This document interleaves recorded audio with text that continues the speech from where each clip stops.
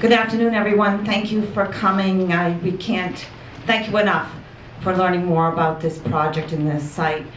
I speak to you today as someone who grew up in North Andover. My parents grew up in North Andover. My grandparents grew up in North Andover, and probably a little bit beyond that. I also speak to you as a selectman. Not representing the board. Many of you know I am the one vote who does not support this project. So I just want to make that clear. I am one of your selectmen, but I am not here to represent the board. I'm here to represent my own personal view. I will be very quick. The good news is I have no slides. So I'm speaking because we were going to have an engineer who has a lot of knowledge about this, but he could not make it. So I have just a couple quick things, so forgive me that I will be reading. First of all, I did tour one of the local medical marijuana facilities. That's how I do things. I toured a transfer station. I have toured a project for the GLSD, drove all the way up to Maine. Just how I need to learn. Facility was well run. It was way in the back of a office park, but it was small, about 12,000 square feet. And a couple things I will note. I was warned. It smells. It does. I wore clothes where I had to come home, take everything off, even my jacket. I wore a jacket that I could wash and put it through the wash. Were the smells going beyond that building? In fairness, no. But it was about 12,000 square feet. We're looking at 1.1 million square feet. So I just want to make that point. Couple of interesting points. And I'm not quite sure what this means, but I think these are some of the things that we need to find out. If this plant, this project is fully outfitted, it will take 1 million kilowatts of electricity. So something to think about recently too, now that we've been having a lot of trouble with losing power in town.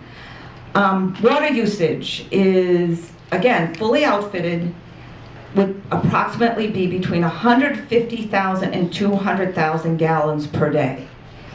So you need to think about what will that do in the summer in particular when we do have droughts. So taking that information, I know they're projecting we could have 2,000 employees, maybe 2,500 new employees.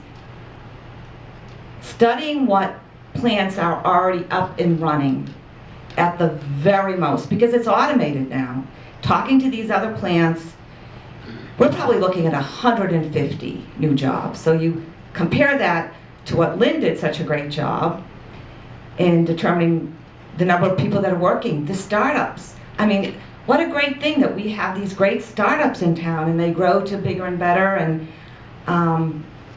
they'll all be gone. They'll all be looking for new places, and hopefully not the full cost of moving their business. Hopefully they get some relief with that. Something I recently learned, I'm jumping around, I'm trying to be quick, and it shocked me. I spoke about it at our meeting. We could have someone who's permitted in recreational marijuana from outside the community. They are permitted, I'm just making this up, like in Cambridge or Boston. But there is such a thing where a recreational and medical delivery service. They're not registered in North Andover, so follow me. But if we have the largest pot growing facility in the Merrimack Valley, where everybody else, for the most part, is a no, we are at the epicenter for our community. Lawrence has said no. Mayor said it at the chamber meeting just yesterday morning. Lawrence is no on pot. Methuen is no on pot. Andover will be no on pot. A little bit Boxford, where we're not sure, but we really don't think that that would happen. North Reading is. We are surrounded by communities that have said no. There are many communities that we like to liken ourselves with, like they're great communities. We like to compare ourselves to them. They're all saying no, or they're having a moratorium. So just keep that in the back of your mind. So getting back to this marijuana delivery service. they could come feasibly, we don't know totally yet, because the cannabis control, we're still awaiting, but they could come feasibly and buy wholesale, not retail. They're saying, they're promising no retail, but they can buy wholesale, put it in their vehicle, small truck or van, and drive it to people's homes in our town, next to a school, next to a church. They can deliver it. And as somebody just said, it's a cash business. So they'll also have good chance they're gonna have a lot of cash in their vehicle. So there is a way of even getting around it. And we could maybe ask them, you know, don't sell your wholesale. But it's something to think about. It's not definite, but it's already being done. But we don't know if we could reject that in the town of North Andover yet. Let me see. A couple other things. Like we said, we don't have our engineer here, but there is a little bit of information. An indoor grow facility can, or module, a way of growing marijuana. Just to kind of give you a scope, 4 plants to grow them to maturity is the same amount of electricity as 29 refrigerators.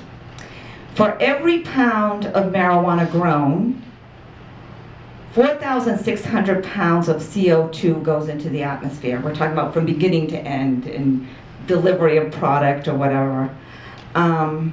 So I think these are some of the things that we need to kind of keep in the back of our mind and need to verify. So I'm going to wrap this up a little bit right now. So as being an elected official and somebody who works in town, I am in the real estate business, I often get asked about our community. And I'm always so proud to talk about our community. That we are a community that values quality of life issues. We pride ourselves in the way we raise our children, with the way we take care of our seniors, and we do it with our money. We have ball fields, and we have hiking trails, and we preserve open space to the tune of millions of dollars to protect our water quality. We are a proud community that really supports the values that most of us were raised on. And so then I get asked also too about comparing us to other communities. And I'll tell them that we are a community that we can be proud of. And I think that has been reflected in our property values. I truly do.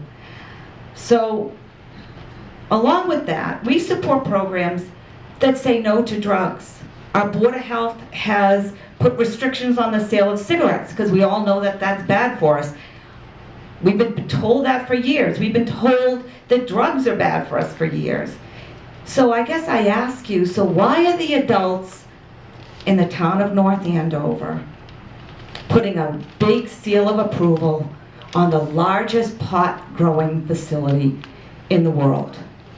Why are we doing that?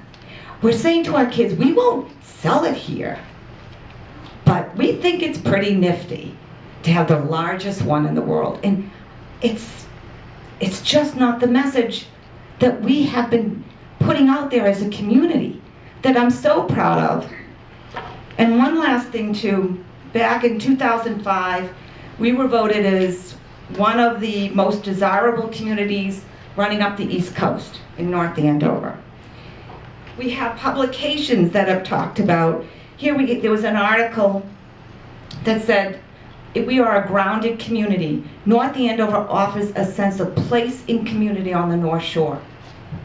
North Shore Magazine did a whole feature on the great town of North Andover, portraying Smolak farms and apple picking and so forth and so on. Boston Magazine listed some of our streets as the best streets to live on.